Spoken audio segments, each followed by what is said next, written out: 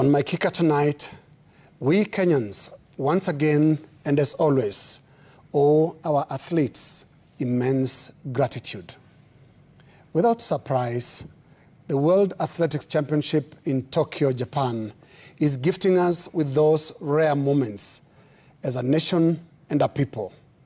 Those rare moments when greatness, pride, and patriotic sentiment converge and present us Kenyans with what is without doubt our collective best feeling. To our glorious athletes in Tokyo, we are proud of you and immeasurably grateful for the honor you bring to our nation. Kenya tonight sits a proud second place on the medals table, courtesy of the individual brilliance of our world-beating athletes. And we know this is not the first time, and most certainly not the last time. Coincidentally, it was in Tokyo, Japan, way back in 1964 that Kenya started winning athletics medals when Wilson Kiprugut won a bronze medal in the Tokyo Olympics. More medals followed in the 1968 Olympics in Mexico when legends Kipchoge Keino, Naftali Temu, and Amos Biwott gave Kenya its first ever gold medals in athletics. From then on, joy has been assured for Kenyans at literally any global competition as athletics became a uniquely Kenyan forte, in the same way football is the Brazilian area of expertise. Now, in a country whose national affairs are often clouded under a dense negative atmosphere, athletics, and indeed football just the other day, provides us with the much-needed gust of fresh air. There is something about that sound of our national anthem during those medal presentation ceremonies.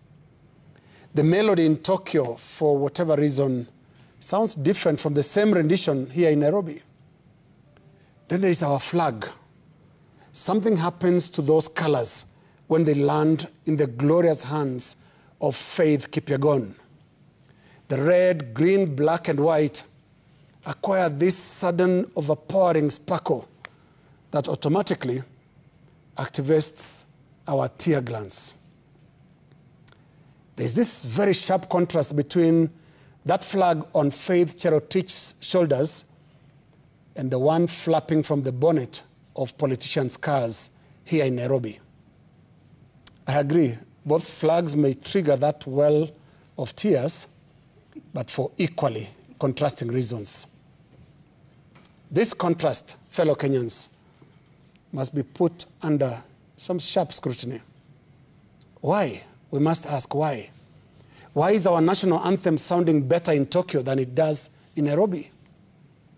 Why is our flag such a magical sight in the hands of our athletes and an eyesore in some hands back home? These contrasts tell us something is amiss, and something must be fixed to make our anthem sound the same anytime, the same anywhere. And our flag, beautiful and glorious anytime and anywhere.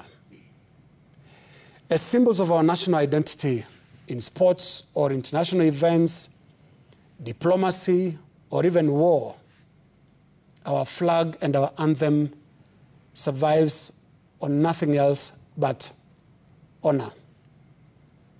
And that explains the contrast between the flag and anthem in Tokyo and our flag and anthem in Nairobi.